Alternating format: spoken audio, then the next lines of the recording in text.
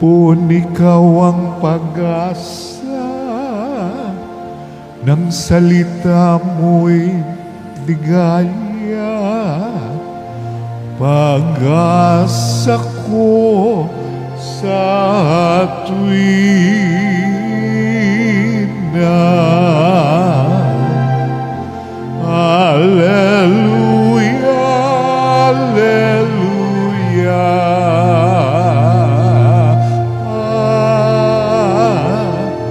Alleluia, Alleluia.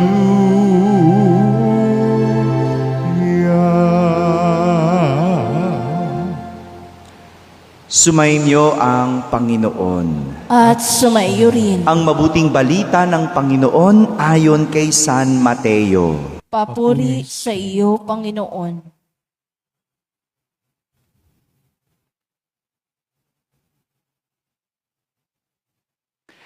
Noong panahong iyon, sumakay si Jesus sa bangka, kasama ang kanyang mga alagad. Bumugso sa lawa ang isang malakas na unos at halos matabunan ng mga alon ang bangka. Ngunit natutulog noon si Jesus, kaya't nilapitan siya ng mga alagad at ginising. Panginoon, tulungan ninyo kami. Sabi nila, lulubog tayo. At sinabi niya sa kanila, ano't kayo ay natatakot? Napakaliit naman ng pananalig ninyo. Bumangon siya, sinaway ang hangin at ang dagat, at tumahimik ang mga ito. Namangha silang lahat at ang sabi, anong tao ito? Kahit ang hangin at ang dagat ay tumatalima sa kanya. Mga kapatid, ang mabuting balita ng Panginoon. Pinupuri ka namin, Panginoong Hesukristo. Umupo ang lahat at makinig sa homilia. Isang magandang umaga po sa inyong lahat. Magandang umaga sa mga nasa barangay, mga nasa tahanan at nasa abroad na nagsisimba via online. Kasama kayo sa aming banal na pagdiriwang dito sa ating parokya. Narinig natin sa ating ebanghelyo sa araw na ito ang kwento ng pagpapakalma ni Jesus ng dagat. Pagpapakalma. Sabihin nyo nga po yun. Yan, no? Isang bagay na tinuturo sa atin ng kwento ay sadyang may bagyo na dumadating at umaalis. Sa buhay, sadyang may bagyo. Dadating, aalis. Hindi ito permanente, kundi pansamantala. Pansamantala. Sa hinaba ng buhay natin o tinakbo ng buhay natin sa bansa natin, alam natin kung kailan may bagyo. Tama? Alam natin tapos na ang tag-init. 'Di ba? Alam natin 'yun. Alam natin na pag ganitong buwan, tag-bagyo, magtataka pa ba tayo kapag Hulyo na at umuulan? Hello? Hindi. Kaya nga 'di ba? Yung panahon natin ganito. Alam na natin 'yan. Sadyang alam natin na sa panahon talagang papalit-palit. May bagyo, may tag-init, may tag-hirap. Di ba? May mga panahon talaga na madalas naman ang bagyo. Literal, alam natin yan. Pero sa buhay natin, alam mo din kailan dadating ang bagyo. Hello? Alam nyo ba yon? Alam mo ba na kung kailan ka magkakasakit? Hindi. Pero yung kinain mo, alam mo eh. 'Di ba? Alam mo pag kinain mo yan, magkakasakit ka. Tama? Ayun tayo. No? Yun ang madalas sa problema ng tao. No? Hindi alam ang bagyo, pero alam ang dahilan. Alam ang sanhi. Hello? Hindi tayo nakatahimik tayo bigla, no? No? Mamaya, pag-uusapan natin yan. No? Pero balik tayo dun sa bagyo ni Jesus. No? Talagang ganun. Panapanahon may bagyo. At hindi yan permanente, kundi pansamantala. Kaya kailangan lang natin ng mahabang pasensya at mag-intay hanggang ito ay humupa at mawala. Pero sadya naman, may mga bagyo na nalalaman natin kung kailan dadating. Nalalaman natin kung kailan ito hahagupit. Alam natin yun. Kaya nga, pwede itong paghandaan para hindi magdulot ng malaking pinsala. Father, kailan ba darating ang bagyo? O, kailan dumarating ang taghirap? Kapag ikaw ay masyadong magastos. Diba? Hindi mo ba alam kailan ang taghirap?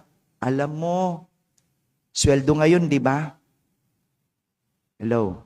Wala pala mga trabaho, kaya hindi alam, no? At 30, sweldo ngayon. O, bukas, kung anong gagawin mo bukas, o baka nga lang mamaya, malalaman natin kung sa katapusan o sa 15, may bagyo. Kaso, ito ang problema. Ito ang problema.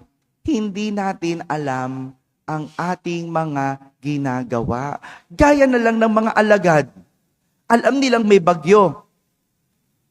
Ang nakalimutan nila, kasama nila si Jesus.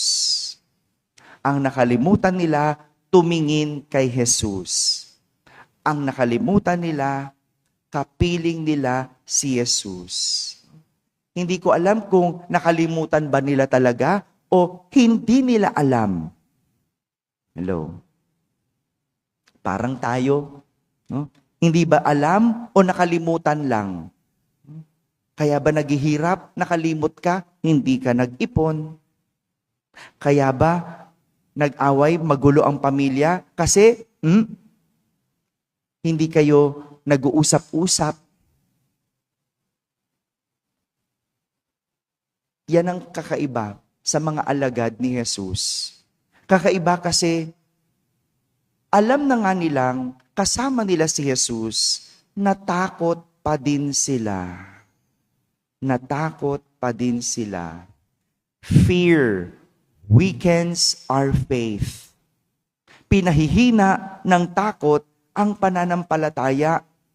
Kapag nangibabaw ang takot, gumuguho ang pananampalataya. At itong dahilan, kaya natanong ni Jesus ang mga alagad, ano't kayo'y natatakot? Napakaliit ng inyong pananalig. Tingnan nyo, no? Magkakasama na sila. Alam dapat nila na hindi nagpapabaya si Jesus. Kaya napatanong si Jesus ano't kayo'y natatakot? Posibleng kahit magkakasama ang mga alagad at si Jesus, kaya sila natakot ay dahil nakatingin sila sa alon. Nakatuon sila sa bagyo, sa halip na kay Jesus. Hindi ba? Kapag alam mong kasama mo si Jesus, matatakot ka ba? Hindi. At yan yung sinasabi ni Propeta Amos sa ating unang pagbasa. Di ba? Parang isang leon. Aatungal ba ang leon kung wala siyang nakikita? Di ba? Parang aso. Di ba yung aso, hindi yan kakahol. Pero pag may nakitang magnanakaw o may nakitang tao, kumakahol. Di ba? Ganon din tayo. Kung alam mong kasama mo si Jesus, matatakot ka ba? Hindi. Dahil alam mong hindi magpapabaya ang Diyos. Maliban na lang kung tayo ay nakatuon sa alon. Kung tayo ay nakatingin sa bagyo kesa sa Diyos. Yung Alam mo na ngang naghihirap ka. Saan ka pa titingin? Sa paghihirap o sa Diyos? Hello? Hindi nyo masagot, no?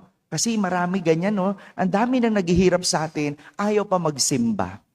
Ayaw pang tumawag sa Diyos. Ayaw pang humingi ng saklolo sa Diyos. Kaya nga magandang paalala to sa atin, tayo mga nagsisimba, tayong mga makadiyos. Magandang paalala na to na sa buhay may bagyo. At ang paalala, huhupa din ang lahat. Sabi mo sa sarili mo, ang bagyo hindi pang habang buhay. Lilipas din at titigil ito.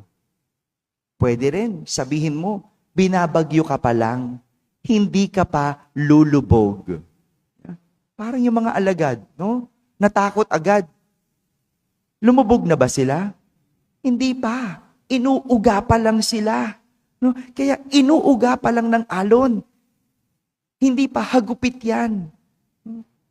Paalala mo sa sarili mo na si Jesus ang magpapatigil ng bagyo. Manalig ka lang. Huhupa din ang lahat.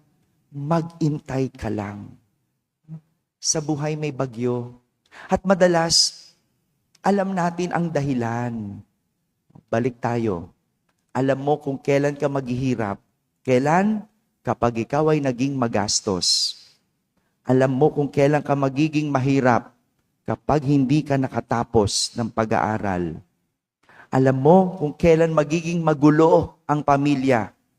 Kapag hindi kayo nag-uusap-usap. Kapag hindi kayo nagkukwentuhan.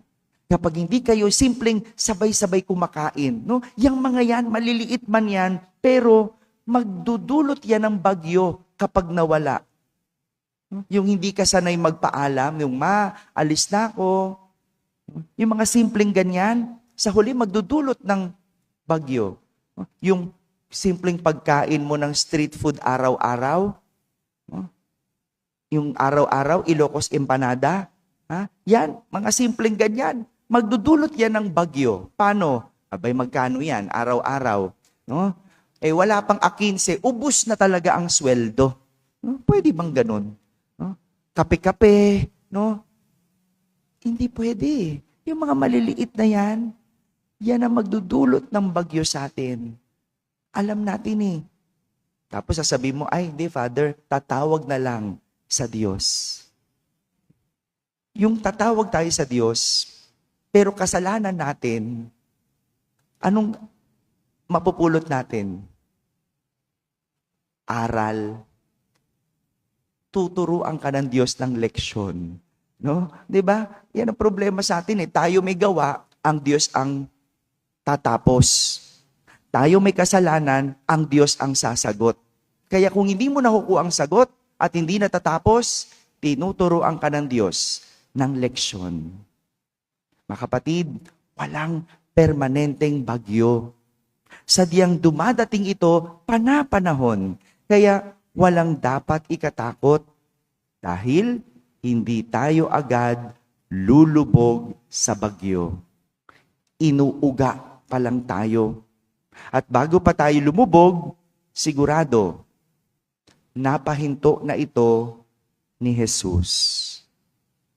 Amen? Amen.